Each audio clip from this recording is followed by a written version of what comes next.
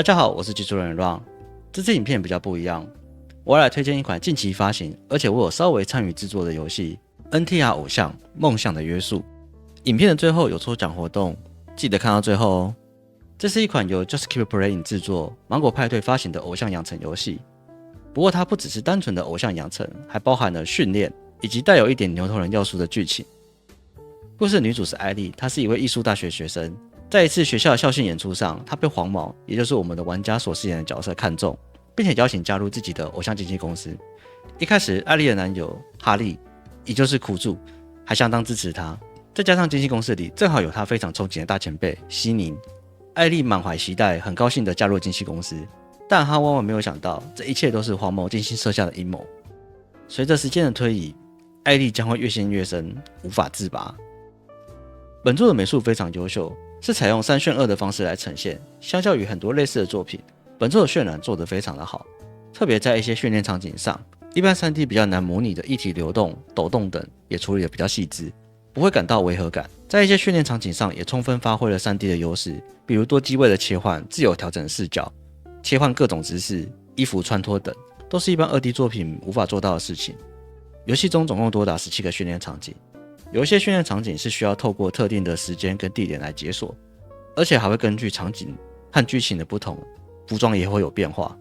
以实用度来说，可以说是非常的高。此外，因为是 3D 场景的关系，玩家可以场景内跑来跑去，在各个场景内去探索，捡一些道落物。不过对于玩家来说，只要游戏可以跳，玩家肯定就不会好好走路。游戏中虽然只能跟特定几个 NPC 讲话，但你也可以去观察其他 NPC 在干嘛。比如说，这看起来像工程师的，来看看他在干嘛。哦，抓到，这边装忙，什么薪水小偷。另外，游戏的剧情也非常的不错。玩家如果是带入黄毛的角色的话，真的是有一种剥削苦主的快乐。特别是把经过训练的女主送还给苦主之后，女主因为训练量不足而感到失望的部分，确实是有打到喜欢这类作品的玩家。然后苦主也是一副废物小白脸的模样，我自己看我也觉得，活该被牛。另外，游戏的日文语音配得不错之外，中文的语音也不会让人感到出戏。以下可不可以听一段看看？西宁小姐，我是您的超级粉丝，居然可以这么近的见到本人，您好漂亮！哎呀，我居然有这么可爱的粉丝啊！是不是感觉体验上不比日文的差？这让我感觉台湾游戏在配音这块有慢慢的在进步，这点真的有令人惊艳到。以上众多优点讲完的，也说说我个人觉得比较遗憾的点。第一个是数值跟机制上的设计，比如训练等各项能力值以及任务目标来说，个人觉得驱动力跟目的性很薄弱。举例来说，游戏内是有数值影响收益的加成要素，比如心情影响结果，粉丝数影响金钱收益。原先这些设计是玩家需要稍微算一下数值，控制心情，跟去捡一些掉落物和购买道具获得加成。透过这些方式才能达到目标门槛，但作为一款训练游戏来说，这样的做法无疑是增加游戏的难度。这对于训练类的作品来说，真的是好的吗？这会是一个问号。这部分我有参与其中的设计，也大概知道其中开发上的难处跟一些设计上的取舍，所以只能算是一点小遗憾。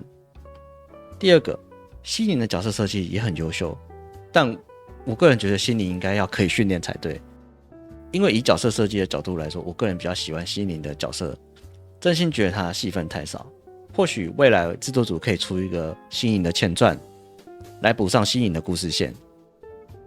另外一个是效能优化上的遗憾，因为我一进游戏，风扇就开始狂转，在一些比较大的场景时，显卡风扇甚至传出异响，可见游戏的画质之高，但也可能因为花了比较多的时间在堆砌美术的品质，而没有太多时间在做效能上的优化跟检测，这点对于一些设备比较不好的玩家，可能体验感就会稍微有点受到影响。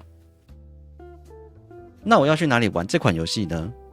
如果你对本作有兴趣，目前游戏已经在 DLSS 上架了，并且到9月18号之前都有打9折的优惠活动，想要玩的玩家千万不要错过。那如果你想要赌一下看能不能抽到游戏的话，就千万别错过接下来的抽奖资讯。